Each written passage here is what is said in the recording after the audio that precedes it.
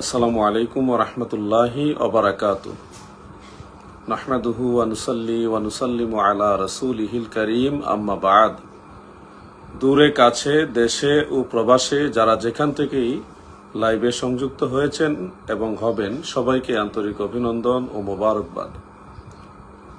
প্রিয় দর্শক, আজকে মাজার এবং সারা দেশে যে মাজার ভাঙচুর হচ্ছে এবং সেই মাজার ভাঙচুর কিভাবে প্রতিরোধ করা যায় এই ব্যাপারে পরামর্শমূলক কিছু আলোচনা আপনাদের সামনে পেশ করব। ধামরাই একটা মাজার ভাঙ্গা হয়েছে। হযরতে শাহজালাল রহমতুল্লাহ আলাইহের সাথে যিনি এসেছিলেন ইসলাম প্রচারক হিসেবে, হযরত শাহপরান রহমতুল্লাহ আলাইহের দরবারে একাধিকবার হামলা হয়েছে। এই বিষয়গুলো আমাদেরকে ভাবিয়ে তুলেছে, যার কারণে আপনাদেরকে নিয়ে কিছু কথা বলা প্রয়োজন। যারা লাইভে এসেছেন আপনারা সবাই একটু শেয়ার করেন, সবার কাছে কথাগুলি পৌঁছে দেন। প্রাথমিকভাবে, যেহেতু সবাই এখনো লাইভে সংযুক্ত হননি, আমি প্রাথমিকভাবে একটু সামান্য আলোচনা করি। সর্বোচ্চ 15 মিনিটের মধ্যে আমি লাইভটা শেষ করে দিব। তো প্রাথমিকভাবে যে আলোচনাটা করব, যে মাজার বলতে কি বোঝায়, মাজার কি, এই প্রশ্নটা আমাদের অনেকের মনে ঘুরপাক খায় এবং অনেকে মনে করে যেই কবর পাকা করা হয়েছে ওটাই হলো মাজার, আর যেটা পাকা করা হয়নি ওটা মাজার না, ওটা কবর। এরকম চিন্তাধারা আমাদের অনেকের মনে আছে, অনেক যুবকদের মনে আছে। বাস্তব বিষয়টা, মাজার বলতে জিয়ারতের স্থানকে বোঝায়, মাউদিউজ জিয়ারা, যেই জায়গাটাকে মুসলমানরা অধিক পরিমাণে জিয়ারত করে সেই জায়গাটাকে বলা হয় মাজার, মানে জিয়ারতের স্থান। সেটা পাকা কবর হতে পারে, নর্মাল কবরও হতে পারে। মাজার হওয়ার জন্য কবর পাকা করতে হবে এমন শর্ত নয়। সারসিনা শরীফে গিয়ে দেখেন সেখানে পাকা কবর নাই, নর্মাল কবর। তার মানে কি সেটা মাজার না? অবশ্যই সেটা মাজার। আপনি সোনাকান্দা দরবার শরীফে গিয়ে দেখেন সেখানে পাকা করা কবর নেই, নর্মাল কবর আছে। তার মানে কি সেটা মাজার না? অবশ্যই সেটা মাজার। মাজার হওয়ার জন্য পাকা করা কবর হওয়া শর্ত নয়। আমাদের অনেকের মাথায় এটা ঢুকিয়ে দেওয়া হয়েছে যে মাজার মানে হলো উঁচু কবর, পাকা কবর, এটা হলো মাজার। আসলে এটা সঠিক নয়। যেই কবর মুসলমানরা অধিক পরিমাণে জিয়ারত করে সেই কবরকে বলা হয় মাজার। আশা করি আপনারা বিষয়টা ক্লিয়ারলি বুঝতে পারছেন। যেই কবর মুসলমানরা অধিক পরিমাণে জিয়ারত করে সেই কবরকে বলা হয় মাজার। প্রিয় ভাইরা, এই মাজার পাকা করা বা কবর পাকা করা, এটা কি ইসলামে সমর্থন করে কিনা, এই প্রশ্নটা আমাদের অনেক যুবকদের মনে ঘুরপাক খায়। এমনকি একটা মহল আমাদের যুব সমাজকে বিভ্রান্ত করার জন্য একটা হাদিস শরীফ বলে লোকদেরকে এই মেসেজটা দেন যে কবর পাকা করা ইসলামে নিষেধ, কবর পাকা করা ইসলামে নিষেধ। এই মেসেজটা কিন্তু আমাদের বিশাল একটা সংখ্যক যুব সমাজ, শিক্ষিত সমাজের ব্রেইনে ঢুকিয়ে দেওয়া হয়েছে। কিন্তু সঠিক মেসেজ হলো ইসলামে সবার ক্ষেত্রে কবর পাকা নিষেধ নয়। যারা সাধারণ মুসলমান, মুহাক্কিক মুত্তাকি আলেম নয়, আওলাদে রসুল নয়, বড় শেখ বা বুজুর্গ আল্লাহর ওলি নন, তাদের কবর পাকা নিষেধ। প্রিয় ভাইরা, কথাটা আমি আর একটু সহজ করে বলি। একটা হাদিস শরীফ রয়েছে সহিহ মুসলিম শরীফ সহ অন্যান্য কিতাবে। রাসূল করিম সাল্লাল্লাহু আলাইহি ওয়াসাল্লাম বলেছেন যে নাহা রাসূলুল্লাহ সাল্লাল্লাহু আলাইহি ওয়াসাল্লাম আইয়ুজাসসিসাল কবর ওয়া আইয়ুকআদা আলাইহি ওয়া আইয়ুবনা আলাইহি। সহিহ মুসলিমের মধ্যে হাদিসটা আছে যে কবরের মধ্যে চুনকাম করতে আল্লাহর হাবিব নিষেধ করেছেন, কবরের উপরে বসতে নিষেধ করেছেন, ওয়া আইয়ুবনা আলাইহি, কবরের উপরে বেনা সৃষ্টি করতে আল্লাহ রাসূল নিষেধ করেছেন, মানে কবর পাকা করতে নিষেধ করেছেন। তো এই হাদিস শরীফটা কিন্তু আপনাদেরকে শোনানো হয় এবং বলা হয় যে আল্লাহ রসুল সাল্লাল্লাহু আলাইহি সাল্লাম বলেছেন কবর পাকা করা যাবে না, নিষেধ, এটা হারাম। কিন্তু আপনারা এই একটা সহিহ হাদিস বা এই হাদিস শরীফটা শুনেই সিদ্ধান্ত নিয়ে নেন। সে আলেমরা আপনাদেরকে ধোঁকা দেয় যে এই ব্যাপারে আরো হাদিস আছে, অন্যান্য হাদিসে, সেগুলিও সহিহ হাদিস এবং সহিহ বুখারীর হাদিস, সুনান আবি দাউদের হাদিস, ইমাম বাইহাকির দালাইলুন নবুওয়া, অনেক কিতাবে হাদিসগুলি রয়েছে। সেখানে উল্লেখ, প্রিয় নবীজি রাসূল করিম সাল্লাল্লাহু আলাইহি ওয়াসাল্লামের রওজা মুবারক কবর শরীফকে সাহাবাই কারাম ইট দ্বারা, কাঁচা ইট দ্বারা পাকা করেছেন এমনকি হযরতে সাআদ ইবনে আবি ওয়াক্কাস রাদিয়াল্লাহু আনহু, যিনি আশারায়ে মুবাশশার একজন সাহাবী, অন্যান্য সাহাবায়ে কেরাম, তিনারা ওসিয়ত করে গেছেন, নির্দেশ দিয়ে গেছেন যে আল্লাহ রসুল সাল্লাল্লাহু আলাইহি ওয়াসাল্লামের রওজা মোবারক যেভাবে পাকা করা হয়েছে ইট দিয়ে, ওইভাবে আমার কবরটাও তোমরা পাকা করে দিও, এভাবে নির্দেশ দিয়ে গেছেন, ওসিয়ত করেছেন সাহাবায়ে কেরাম। এই হাদিসগুলি কিন্তু আপনাদের শোনানো হয় না, কারণ এগুলি কবর পাকা করার পক্ষের হাদিস। ওই হাদিসটাই শুধু আপনাদের শোনাই যে আল্লাহ রসুল সাল্লাল্লাহু আলাইহি ওয়াসাল্লাম বলেছে কবর পাকা করবে না, কবরের উপরে বেনা সৃষ্টি করবে না। আপনারা নবীজির নিষেধ এটা শুনে আপনারা নিঃসন্দেহে একটু দুর্বল হন, কারণ নবীজির নিষেধ অমান্য করা যাবে না। কিন্তু কবর যে পাকা করাও জায়েজ আছে, এটাও যে সহিহ বুখারী সহ অনেক কিতাবে আছে, কবর পাকার পক্ষেও যে অনেক হাদিস আছে, এটা কিন্তু আমাদের সেই বিভ্রান্ত বিপদগামী আলেমরা আপনাদের বলে না। প্রিয় ভাইরা, মাজার জিয়ারতের বইলি একটা আমি আপনাদেরকে ক্লিয়ারলি কথাগুলি বলতে চাচ্ছি। শুধু একটা হাদিস মানবেন, আরো 10টা হাদিস অমান্য করবেন, এটার নাম কি ইসলাম? একটা সহিহ হাদিস মানলেন, আরো 10টা সহিহ হাদিস অমান্য করলেন, এটা কি ইসলাম? এটা কি সুন্নাহ মানা? প্রিয় দর্শক, আমি আজকে লাইভে সব কথা বলতে পারবো না, আমি আপনাদের টাইমে নিয়েছি 15 মিনিট, একেবারে ম্যাক্সিমাম 15 মিনিটের মধ্যে আমি লাইভ থেকে বিদায় নিব।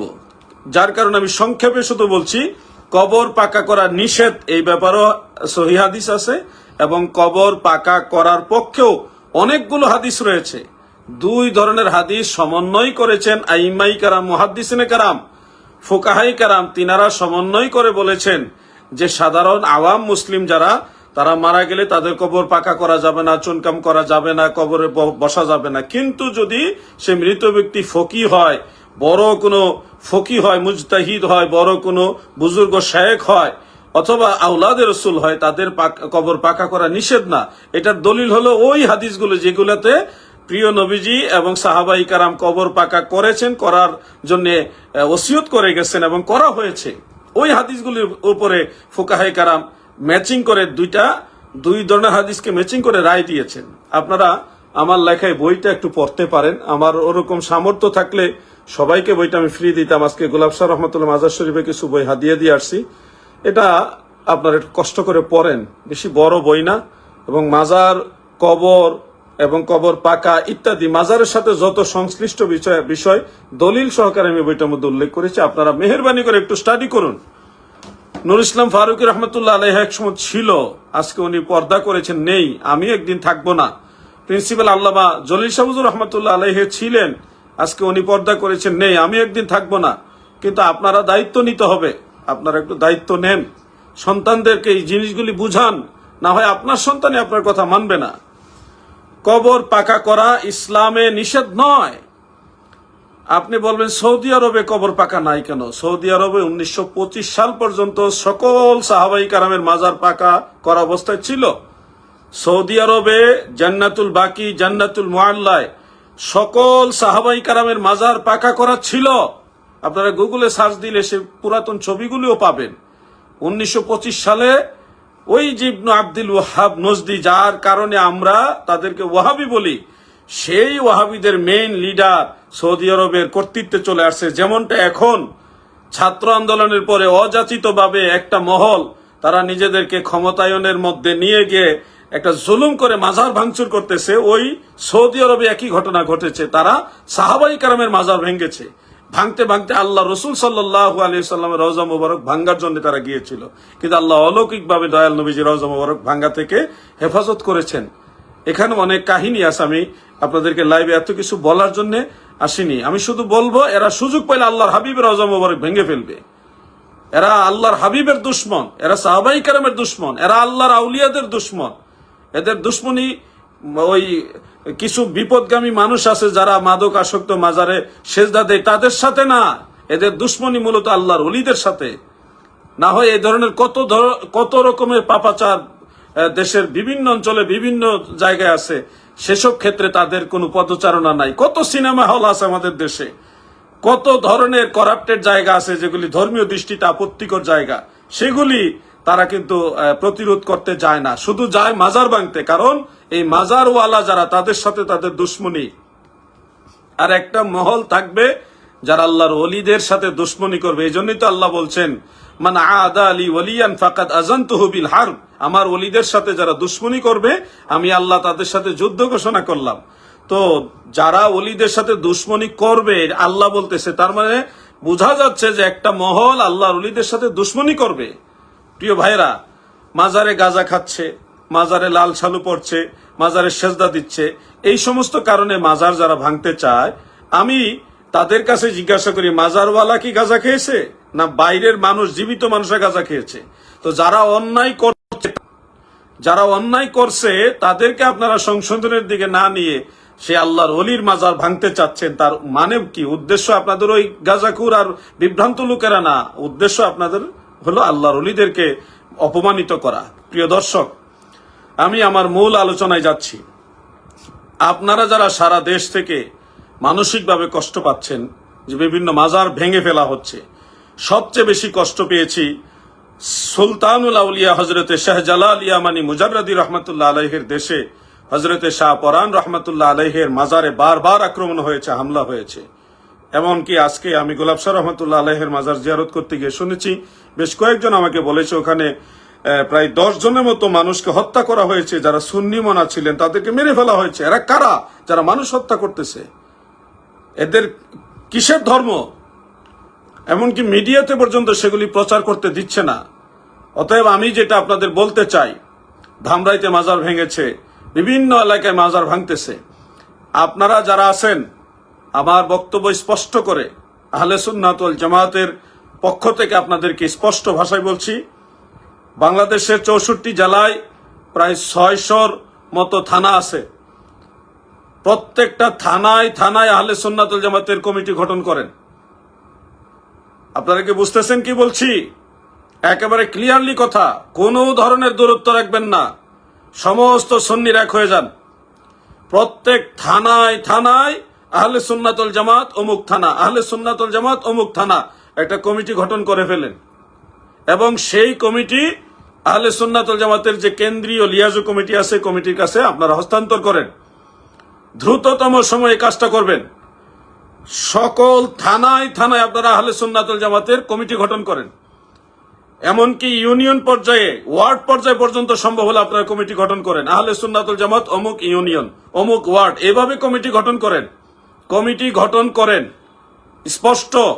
স্পষ্ট ভাষায় বলছি, আবার বলছি, বাংলাদেশের 64 জেলায় যতগুলো থানা আছে, ইউনিয়ন আছে, প্রত্যেক থানা ইউনিয়নে প্রয়োজনে ওয়ার্ডে আপনারা সমস্ত তরিকতপন্থীরা মিলেমিশে আপনারা কমিটি গঠন করেন।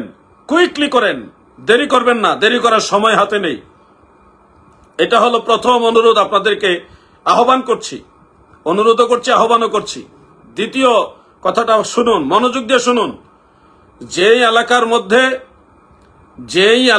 মধ্যে আবার বলছি, যেই এলাকার মধ্যে মাজার আক্রমণ হবে, ওই এলাকার সমস্ত সুন্নিরা কমিটিবদ্ধ যারা আছেন, সাংগঠনিকভাবে যারা ঐক্যবদ্ধ আছেন, তাড়াতাড়ি দ্রুততম সময়ে বাংলাদেশ সেনাবাহিনীকে বিষয়টা লিখিতভাবে জানাবেন। এমনকি যেই এলাকায় মাজার আক্রমণ হবে ওই এলাকার থানার মধ্যে গিয়ে আপনারা সাথে সাথে এটা মামলার দায়ের করে দিবেন। আমি আবার বলছি কথাটা, যেই এলাকায় মাজারে হামলা হবে আপনারা ওই এলাকার যারা সুন্নি আছেন, কমিটি যদি আপনার না থাকে তাৎক্ষণিক আপনারা কমিটি করেন, প্রয়োজনে 21 সদস্যের কমিটি করে ফেলেন। ওই কমিটির তত্ত্বাবধানে ওই আল্লাহর ওলির মাজারের পক্ষে আপনারা থানায় মামলা করবেন, বাংলাদেশ সেনাবাহিনীকে লিখিতভাবে জানাবেন। এরপরে আমরা আহলে সুন্নাত ওয়াল জামাতের লিয়াজু কমিটির যে কেন্দ্রীয় সদস্য আছেন, 15 জন সদস্য আছে, আমাদেরকে বিষয়টা জানান, আমাদেরকে এটা লিখিতভাবে দেন। আমরা কেন্দ্রীয় পর্যায়ে আহলে সুন্নাত ওয়াল জামাতের পক্ষ থেকে আপনাদের সর্বাত্মক সহযোগিতা করব, প্রশাসনের সহযোগিতা নিয়ে আপনাদের পাশে দাঁড়াবো ইনশাআল্লাহ। সুন্নিয়তের স্বার্থে আমরা দাঁড়াবো।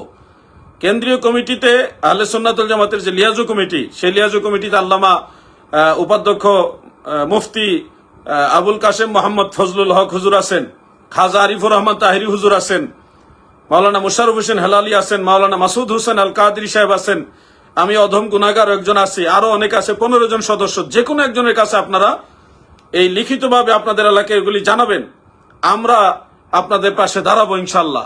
এখন ছোটখাটো বিষয়ে যদি একতলাফ থাকে এগুলি দূরে ফেলে দেন, আমরা ঘরোয়াভাবে আলোচনা করে সমাধান করব।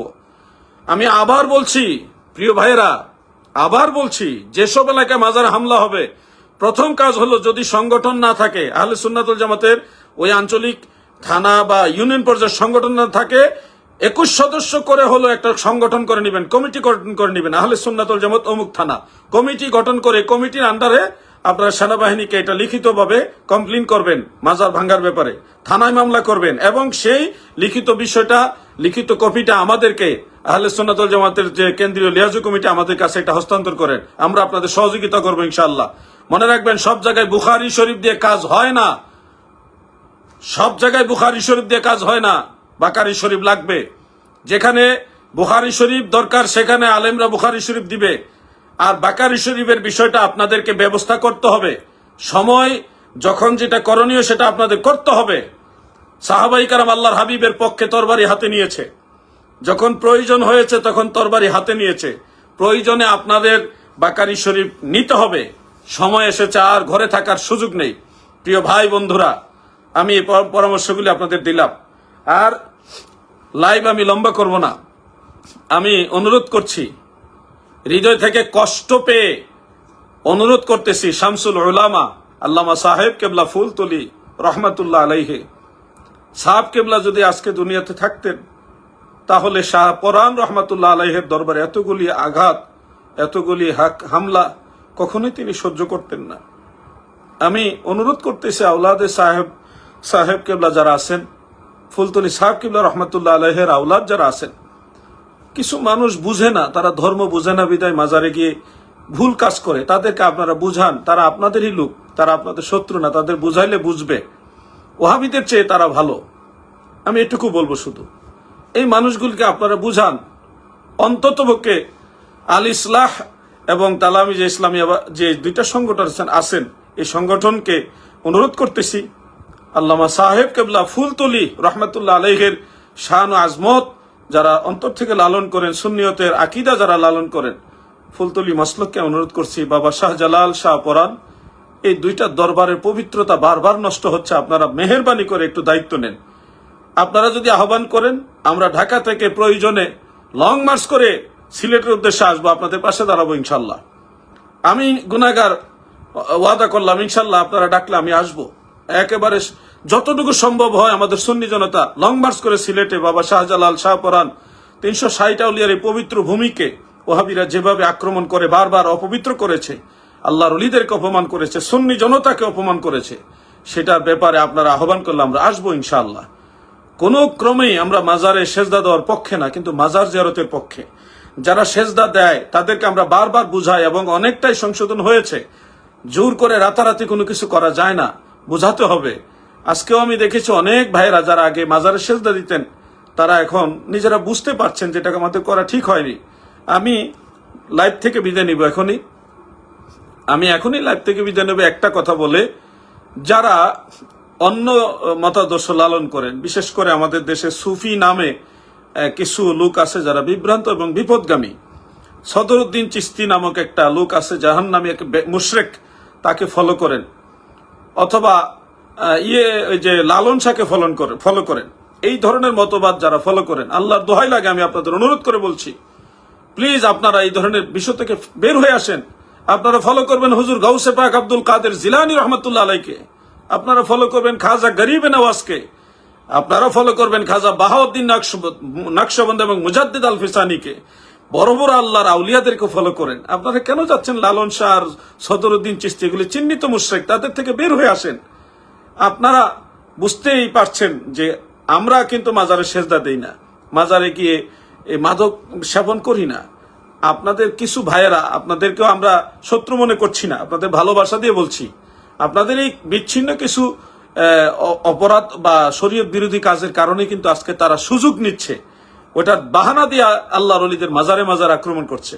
আপনারা যদি সুযোগটা না দিতেন, তারা এতটা সাহস পেত না। আমি আপনাদেরকে বিনয়ের সাথে অনুরোধ করলাম, অনুরোধ তো করতেই পারি ভাই হিসেবে, মানা না মানা আপনাদের ব্যাপার। আপনারা আর একটু কন্ট্রোল হন এবং সবাই ঐক্যবদ্ধ হয়ে যান। দেশবাসী, আমি স্পষ্ট বলছি, বিএনপি আমাদের শত্রু না, বিএনপি তো অসংখ্য সুন্নি আছে আমাদের, অসংখ্য সুন্নি আছে বিএনপিতে। আওয়ামী লীগ আমাদের শত্রু না, আওয়ামী লীগ আমাদের অসংখ্য সুন্নি আছে। জাতীয় পার্টিতে অসংখ্য সুন্নি আছে, অন্যান্য অনেক দলে অনেক সুন্নি আছে।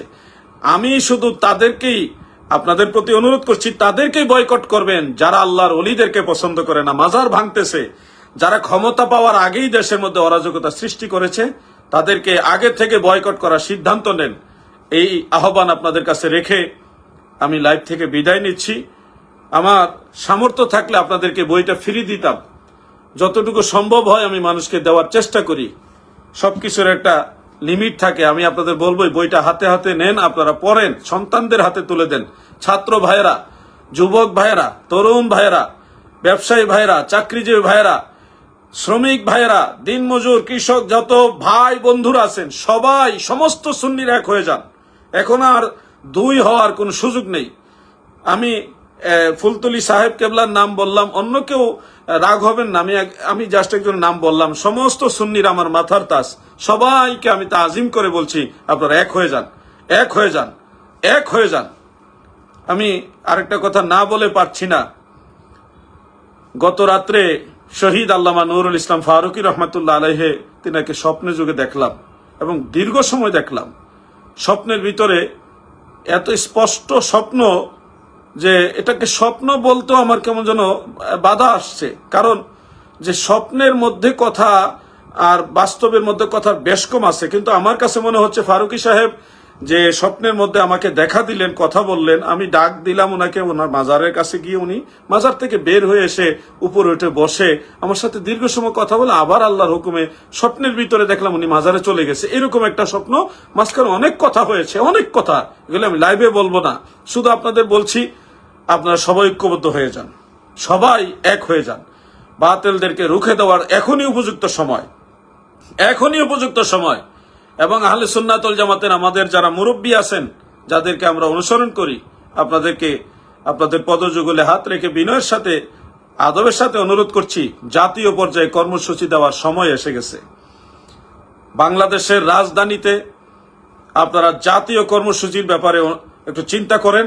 আমরা তরুণ উলামায়ে কেরাম আপনাদেরকে সর্বোচ্চ সহযোগিতা করব ইনশাআল্লাহ। সময়ের কাজ যদি সময়ে না করেন, অসময়ে এই কাজ হাজারবার করলে হবে না।